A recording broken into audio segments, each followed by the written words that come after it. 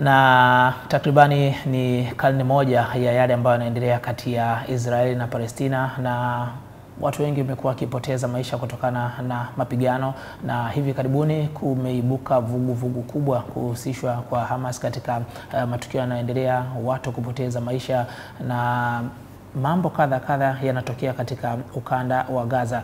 Dar24 Media leo ni zaidi ya exclusive. Tumempata Balozi Dr. Hamdi Mansour Abuari, yeye ni balozi wa Palestina nchini Tanzania, lakini pia anahudumu pia katika mataifa ya Mauritius na Seychelles ambapo pia wanapata huduma yake kama balozi. Tupate maoni yake kuhusiana na kile ambacho kinachoendelea, lakini pia tuzungumze naye kuhusiana na masuala mazima ya historia ya taifa la Palestina, kwamba inasemekana ni taifa pekee ama la kwanza kutoka katika ukanda wa mataifa ya Uarabuni kuweza kushiriki michuano ya kombe la dunia. Miaka mingi iliyopita huko waliweza kuwatandika Italia. Ilikuwa mwaka gani atatuambia, lakini pia vile vile ni taifa la kwanza kutengeneza bandage, atatuambia ilikuwaje. Ni taifa la kwanza kuweza kuwa na miundombinu mizuri kabisa ya masuala mazima ya afya. Pia tutazungumza naye katika hili. Karibu. Assalamu alaikum. Walaikum salam wa rahmatullah. Karibu.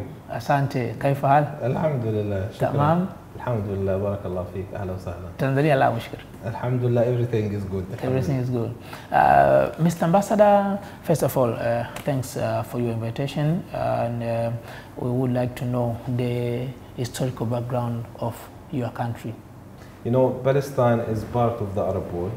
Palestine is the connection between Asia and Africa. So Palestine is a very alive country, and the Palestinians are a very alive people.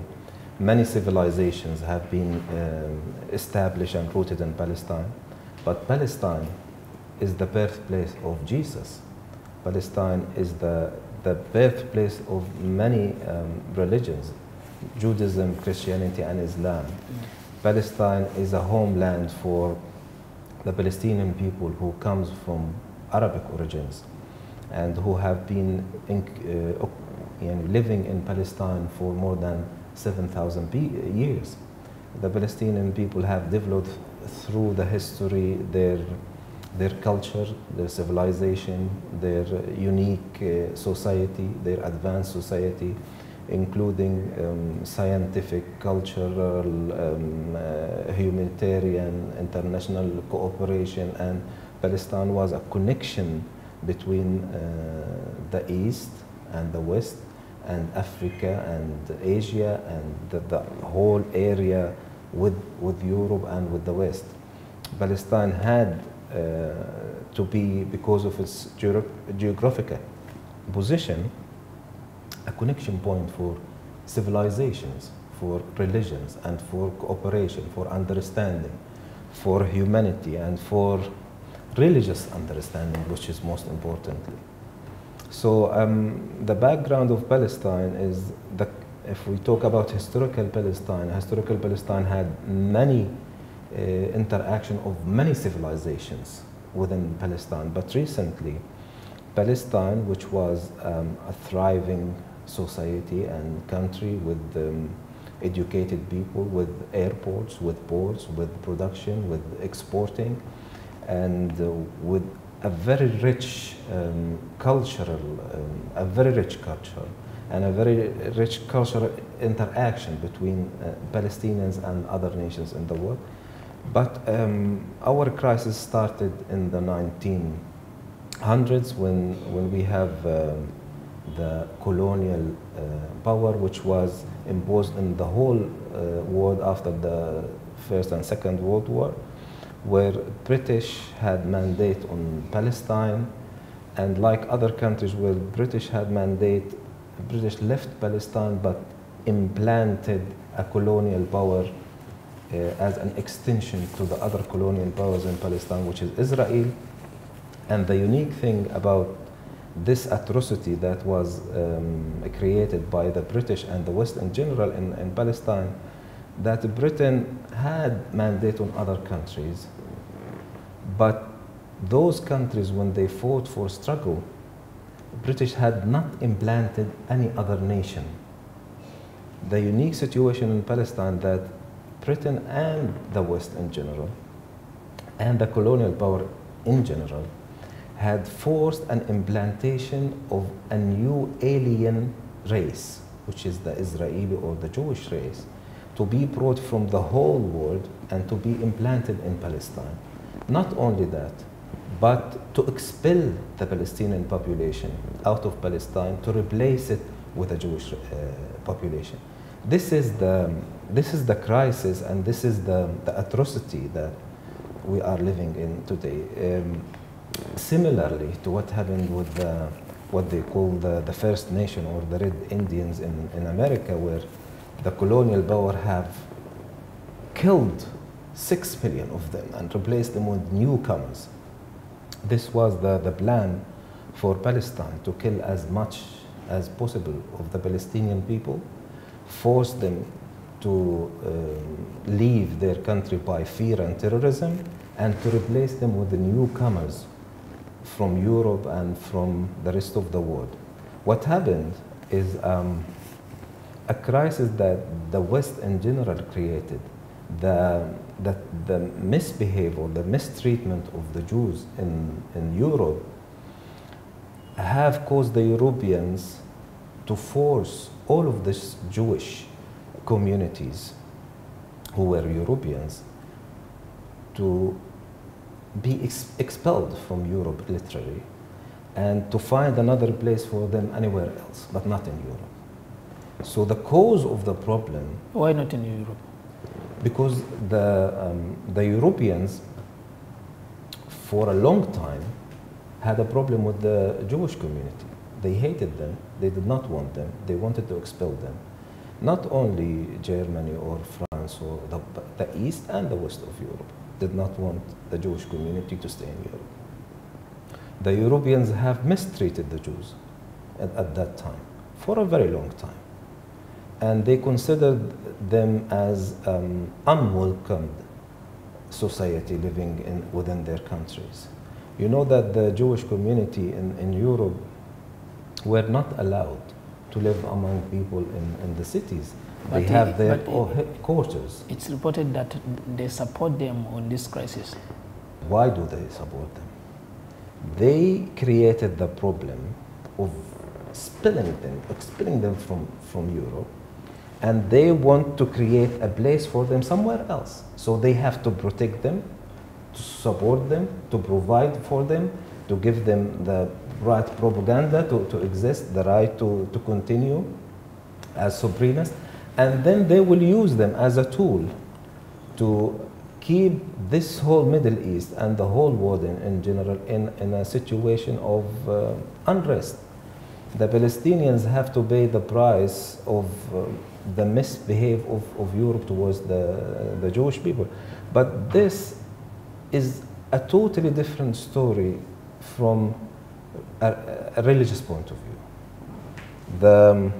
The Palestinian people, we have Muslims, we have Christians, and we have Jews, we have Druze, we have other nationality or religious, groups. We never thought, we never had any thinking that there is a difference between us. The religion you follow is between you and the Lord and God. I have nothing to do with what you believe in as a Palestinian.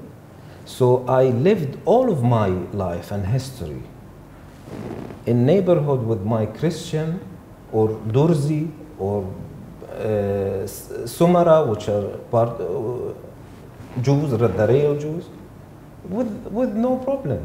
We had no problem. Never we thought of the other's religion as an issue. As I said, I had my neighbor who I lived with him most of our life until I was 15 years old. I did not know that he's Christian because it was not a matter for me. It's not an issue. Palestine is a free country. Palestinian Christian, yes. But I've never thought of him as a Palestinian Christian.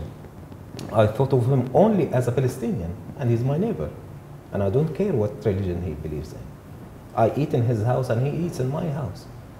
This is not, it was never an issue.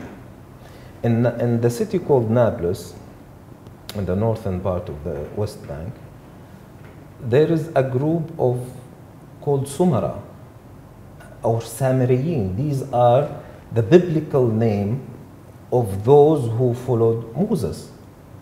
They lived all of their life. They are Palestinians. They speak Arabic.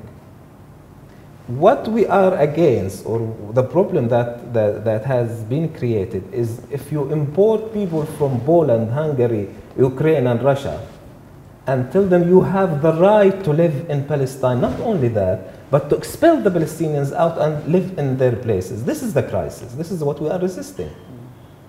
These people are aliens. They are, imagine if somebody from China adopted Islam 10 years ago. Does he have a claim in Mecca?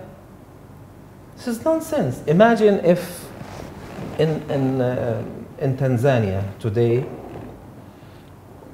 you have a Christian that come from South America, and tomorrow the religion is different in Tanzania. Does he have the right to claim Tanzania as his homeland because he followed that religion? This does not make any sense for us. True. So a Polish or a Ukrainian or a Russian or a German or a French Jew who adopted the religion of Judaism does not give him the right in my country. Then we will talk about the issue of religion, which is a matter that I'm trying to avoid. Let's be honest, and let's think about it from, we all read the holy books, all of them. Where did God say that kill, torture, expel people, imprison people, destroy their houses, destroy their farms, destroy their livelihood? Does God call for killing?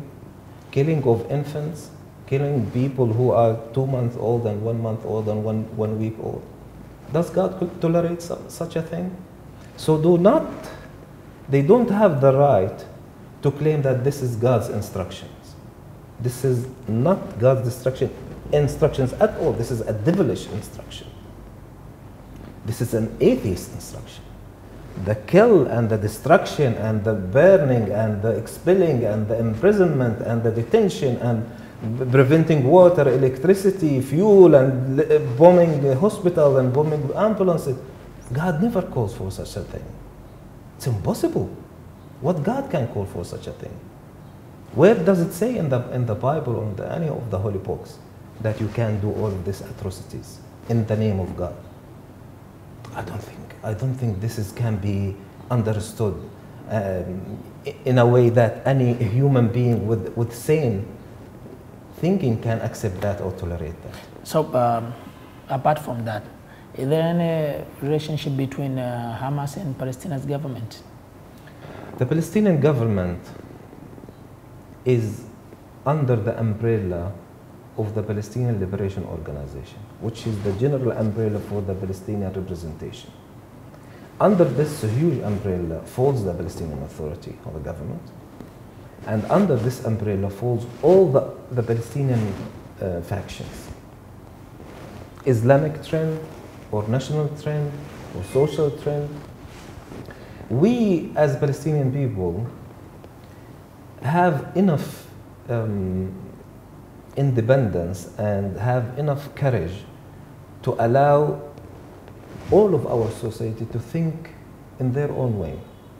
There is nothing imposed on us to be Islamic or nationalist or socialist or whatever.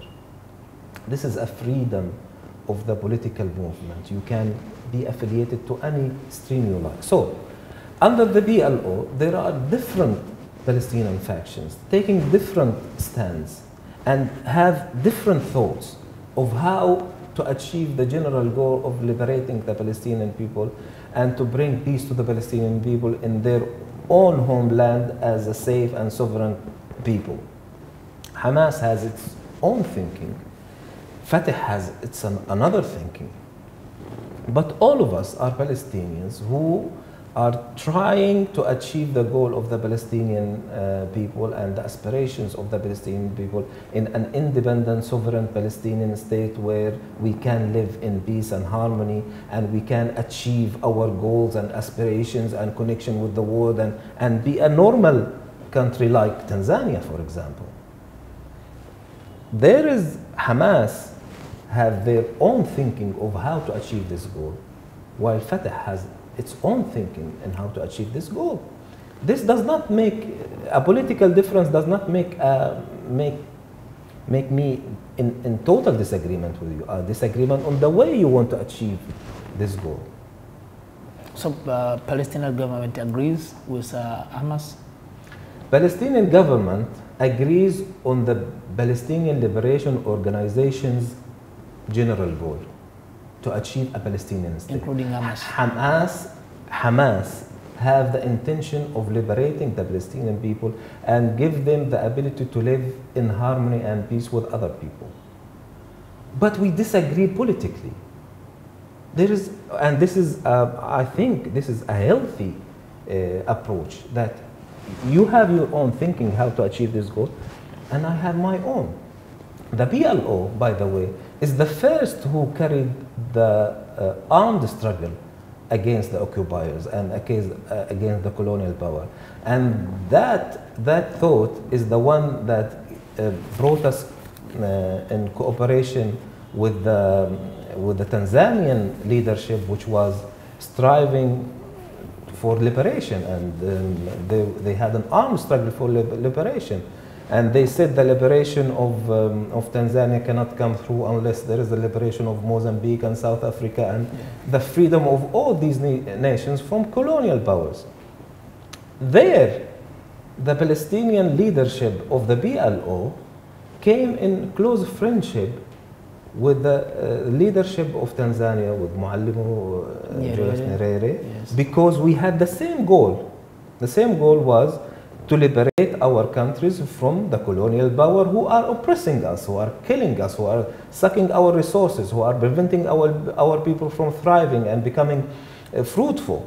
So we had the same goals like the Tanzanian leadership, we had the same goals like the South African leadership, the same goals that all of these movements for liberation have the same goal. PLO was the first to resist occupation in an armed struggle, which is Hamas doing now. But then we developed through time that this approach is not making it easier for us to achieve our goals. The whole world asked us and forced us and directed us and plead to us that let's use peaceful means.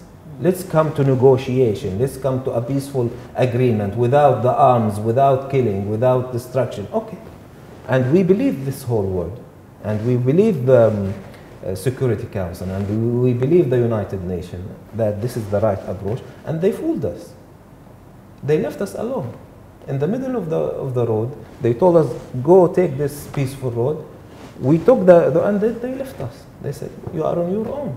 For many years, the United Nations has stayed away from Palestine and the Israel conflicts. And some believe this conflict will never end. Are you among of who believe this, and the conflict will never end due to the scars caused by this conflict? Look, my brother, I think this is a very crucial and significant question. This is a very important question. Where does the UN stand in the conflict? This is an issue now, historically, because of the guidance that was imposed on us, that let's take this peaceful route. We took it. It is the responsibility of the United Nations, as it is the responsibility of the Security Council, to implement those resolutions issued by the Security Council and those resolutions issued by the United Nations to stop Israel from its illegal activities and to withdraw from lands that they occupied by force and to create a Palestinian state. But we have a problem. The problem is that the Security Council failed to implement its role Although the United Nations, with its members and with its facilities and with its mechanism, always defended the Palestinian rights of sovereignty, the Palestinians' right to have an independent country, the Palestinian right to have the people released from occupation, from imprisonment, from torture, from all these illegal acts by Israel, including the settlement and the settlement building, and in bringing, you know, by law, the United Nations says that the occupying power cannot, this is according to the Geneva Convention, that the occupying power cannot bring their citizens in the occupied land. But Israel did that. Who can stop Israel from doing this? Is the Security Council. This is what we believed in. For the last 30 years, we are trying to put those who are responsible of moving this direction to do their responsibility and to perform what they promised to do. There are resolutions, but Security Council failed to implement these resolutions because of the American administration. The American administration until now is the sole obstacle before the UN mechanism to allow the implementation of the consensus of this world. When I say United Nations, it means that the whole world agreed that this is the right way forward. So they had resolutions where the majority, if not all the countries, stated that the occupation should end, Israel should withdraw, no settlements are allowed to be built, and no settlers are allowed to be in the Palestinian land. So it's obvious, it's clear what we want. But the only problem we have is there is no implementation. So Israeli attacks have caused much harm and destroyed the infrastructure of Palestine. How do you recover this from this? Again, we will talk about the Palestinian people. The Palestinian people naturally is a resilient people. We have been living in our land for thousands of years, and we have the ability to rebuild our land endlessly, because we had the first war in 1936, 1948, 1967, 1982, 2000, and the first intifada, and the second intifada, and the first war in Gaza 2012, and 2014, 2018, 2020, and 2023. All of these wars were imposed on us by a huge military force supported by the US and the West in general, but we managed to rebuild ourselves. We managed to stand up again and say we want to continue, and we can continue. So these atrocities that, that Israel is doing today, it's not the first time we've seen that. And this is our message to the world. Now it is the right time for the world to intervene. Everybody can see those atrocities that, in a way, that in the past, these atrocities used to be hidden because the propaganda and the media machines used to prevent this from being exposed.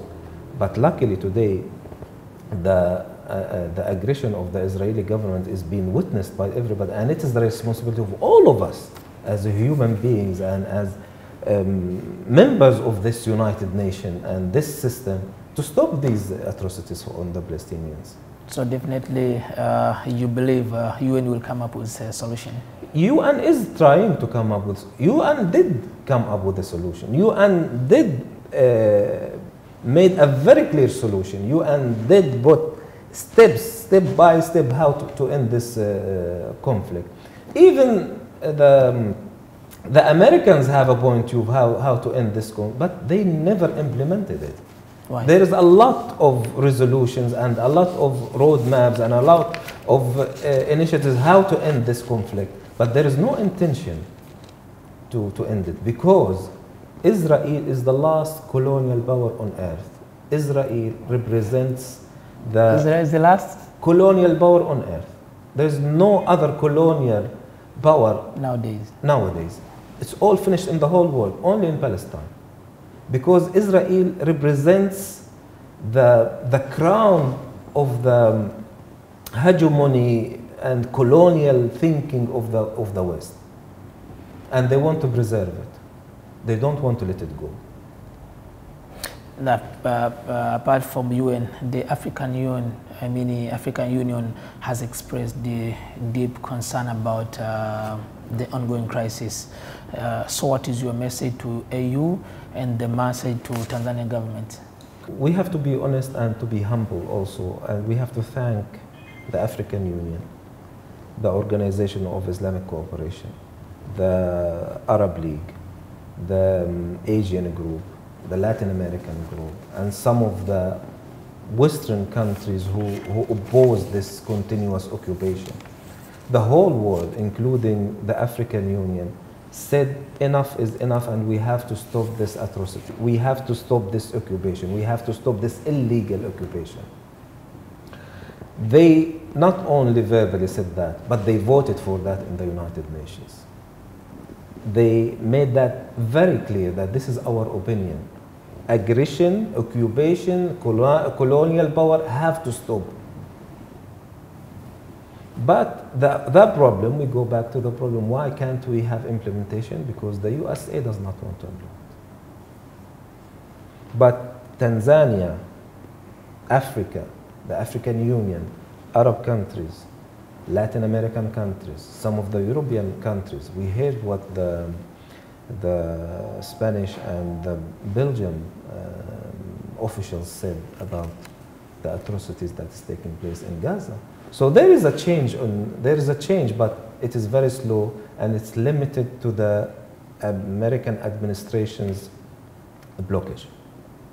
Thank you. And have you ever wished the peace in Tanzania to be the same in Gaza? Thank you. This is we were talking about this. Really, to be honest, I'm talking about this all the time.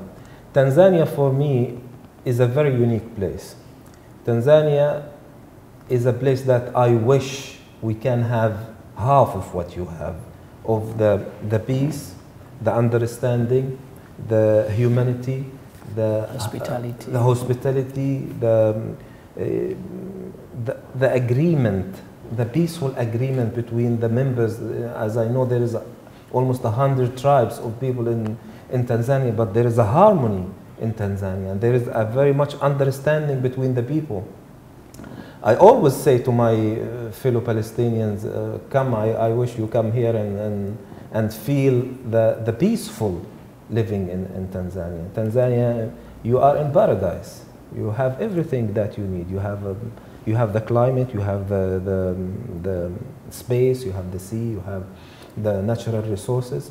And I wish if we have a similar situation where we can thrive as a Palestinian people who love to show their potentials and who love to share what they know and who love to be positive members of this international community and world. In Tanzania, what I admire the most is really the understanding between people. You have an amazing ability to understand and accommodate, and I also would like to humbly to thank those people who showed me their condolences and their support and their visit to me and in different forms. I was really humbled with the generosity of the Palestinian, of the Tanzanian people. You've been in Tanzania in a while. What do you like the most? The most important thing and the thing that really helped me personally, there is peace. The peace is the most precious thing that I used to miss, and I found it here. There's peace, there is understanding. It's a beautiful place, beautiful country, different areas I've been through. I visited many areas. You have everything. This is paradise on earth. Thank you. I believe so. The Palestinian government wanted to construct sports center to strengthen the relationship with Tanzania, And many ask themselves how it is possible for the country that is in crisis right now proceed with their investment plans. Can you explain a bit how it is this work while many believe that Palestina is in a difficult situation? Thank you. I would like to draw your attention that we love sport, and we've been one of the first nations to be involved in sports. Arabic nation or first nation? We were about maybe from the first nations, 1919, where we had the union, the Palestinian Union of Sports. Yeah. That was more than 100 years ago. Okay.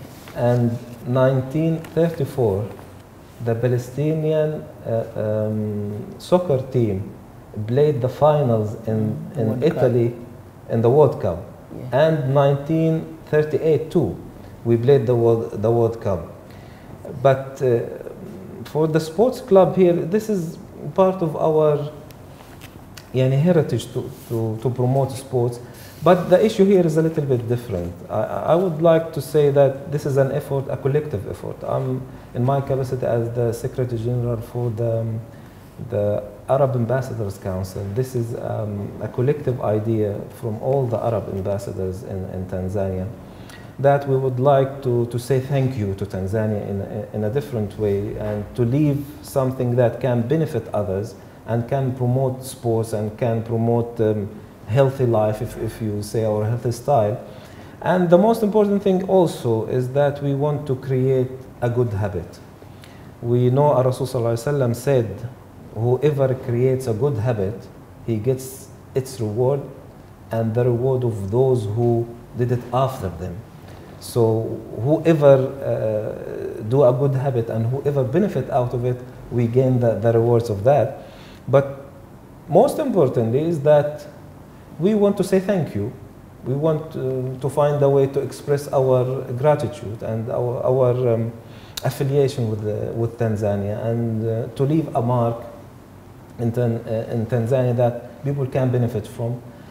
And also we have another goal, that maybe if we do something like this, we will encourage others to do something even better. So this idea of have a sports club came up from the Arab group as a gesture of appreciation, and to say thank you for Tanzania for the hospitality that we've received, and to promote sports, to promote interaction, to promote or to create a case where others can follow or improve. Out of topics, how many children do you have? I have 4. 4. So if any of your children wants to marry a person from Israel, will you be ready? What is Israel? And how do I perceive Israel? There is Israelis who are against the aggression, who are against occupation. There's Israelis who object on the way Israel is carrying its operations against the Palestinian people. There are Israelis who are against killing, destruction, and torturing the Palestinians. There are Israelis who are against expelling the Palestinians out of their land. So it is, we have to define that. And then we have been living with Jews, Christians, Druze, and Muslim all of our life. We have no problem with the religion. The religion is not a matter that I can judge. The religion, as I said before, it's a matter between you and your Creator. What do you believe? It's your issue, it's not mine. But what I care about is, as a human being, how do you treat others around you? How do you feel towards another nation? How do you feel towards your neighbors? How do you feel towards those who live with you in the same place? Once the Israelis leave this arrogance of being superior, of being chosen, of being rightful if they even kill and destroy and rape and imprison and torch and burn and uproot. Once they leave this mentality, once they become normal human beings that you can live with, then there is no problem. And once the West leave their unguided support to Israel, maybe those Israelis will calm down and start behaving like other people. Like Tanzania, you have Christians and you have Muslims, but you are living together. Yeah. There is no hatred. You don't kill them and then they don't kill you. You don't want to expel them out of Tanzania and they don't want to expel you out of Tanzania. Then you have harmony. If there is no problem, if I am not afraid of you, Palestinians are terrified from the fact that the Israelis are coming to chase them out of their homeland. This is something we will resist. So this is our problem. Our problem is not about if he's this or that. This is not my decision. We're witnessing the impact of climate change, plaguing the world. The Earth is currently incurring a substantial cost to address the effects of change resulting from global environment degradation. And as an expert in economic and geographical matters, what is a measure do you believe, if we implemented the world, they render the world a safe habitat for diverse life form compared to its current state? Well, I believe, again, the world has previously, let's go back 5 years ago, the world has in its agenda 3 issues. It has the climate change, and they have this gender equality, and they have economical revive. So again, we'll go to the roots of not implementing what we have agreed on. The roots of not implementing this because of superpowers. If the Americans say that we are out of Kyoto and we don't want to respect or implement, why would we ask others to implement the conclusions about climate change and how to confront it and how to eliminate or reduce the negative effect of it? Again, we are faced with the same problem. Political will are much stronger than economical or climate or social rights. Unfortunately, we could not, as a collective international consensus, convince the superpowers to start implementing. Unfortunately. The second one is it true the advancements such as industrial expansion and the various technological innovations significantly contribute to the effect of climate change that we are currently witnessing? I believe once more that all of this intellectual and scientific improvement and advancement and discoveries are there to help the human race to improve the livelihood of the citizens of the world. But unfortunately, it has been misused by superpowers again for the sake of generating economical or political goals rather than the welfare of the world, and unfortunately. And the third one is, what role does the Palestinian government play, and what is your personal contribution as an expert in aiding the world in coping with climate change? Palestine and many other countries, I think all those countries who are not powerful enough to impose global agreement on the exchange of responsibilities of the climate change, they cannot solely, without the consensus of America, China, and the superpowers on the way forward, we cannot really do a major change. We can support the roadmap because we are benefiting out of the improvement in climate, because we are not creating any harmful effect on the climate. Those who are creating the harmful effect on the climate are those who are in the Security Council, are those who can decide, are those who can be forefront, are those who really can implement. But let's say Palestine or Mauritius or this, what contribution do we have on the negative implications of the climate change. It's very minimal. It's very minimal, but our support for to confront the climate change negative effects is huge. But how much can we implement this? This is another issue.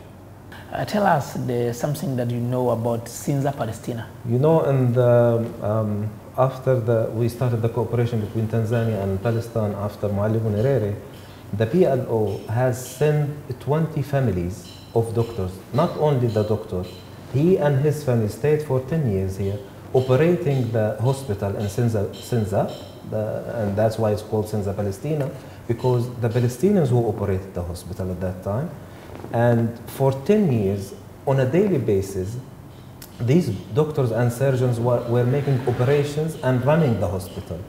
And that's why it took its name from, and those doctors and their families stays for 10 years, treating and making operations for Tanzanians as a gesture from the Palestinian Liberation Organization in appreciation of the position that Nyerere took when he closed the Israeli embassy and he opened the PLO office. Oh, Tahanina, Palestina.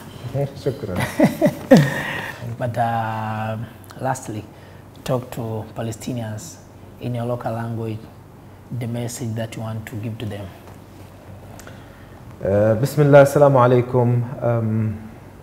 الشعب التنزاني والحكومة التنزانية وضحت إنه أنتم مش لحالكم وإحنا مش واقفين لحالنا، وإنه في كتير ناس مناح في العالم هذا بيحاولوا يساعدونا ويكونوا معنا ويوقفوا معنا ويدعوا لغزة ويأملوا إنه الحرب هذه العدوانية الشرسة على شعبنا إنها توقف، والله يحميكم والله يوفقكم ويساعدكم ويرحم الشهداء ويفك أسر المأسورين ويشفي المرضى، وإلنا إن شاء الله الشرف والعزة، والله معنا إن شاء الله، وإن شاء الله منصورين بإذن الله. شكرا. Ni balozi wa Palestina nchini Tanzania akizungumza na raia Palestina popote pale walipo, kwa maana kwamba kuonesha namna ambavyo serikali ya Jamhuri ya Muungano wa Tanzania wanavyounga mkono katika haya ambayo wanapitia, kwa maana kwamba wanajiona hawako peke yao, wako na support ya kutosha, wanaunga mkono wa serikali katika kuhakikisha kwamba haya ambayo yanaendelea kwao yanafika ukomo na mwisho wa siku wanaishi katika hali ya amani. Tumezungumza mengi na balozi kuhusiana na historia wala huko uchache kuhusiana na taifa la Palestina. Tumezungumza pia kuhusiana na kile ambacho kinachoendelea katika ukanda wa Gaza, namna ambavyo mataifa makubwa wanavyochochea haya ambayo yanaendelea, lakini pia yeye mwenyewe anakuambia kwamba Israeli ndio taifa pekee ambalo limebakia kuwa kama wakoloni katika dunia leo, ambapo ukoloni umeisha, lakini kwa namna ambavyo yanavyoendelea kule wanavyowatendea wanaonekana ni kama wakoloni ambao pekee ambao wamebakia katika dunia ya leo. Tumezungumza pia kuhusiana na masuala ya mabadiliko ya tabia ya nchi, na yeye ni mtaalamu katika masuala haya, ametoa maoni yake mengi. Tumezungumza kupitia Dar24 Media. Usiache kutufuatilia kupitia mitandao yetu ya kijamii Facebook, Instagram pamoja na X @Dar24 Media kwa ajili ya kuweza kupata taarifa zetu. Website ni www.dar24media.com. Huko pia kuna taarifa zetu. Mimi naitwa Somba na nimshukuru Balozi Dr. Hamd Abuali, lakini pia kameramani wangu ni Paul Baisa pamoja na Festo Rumwe. Kwa upande wa sauti amesimama Vita Rodrick. Mr. Ambassador, shukran. Shukran jazilan. Asante sana. Asante sana. Karibuni.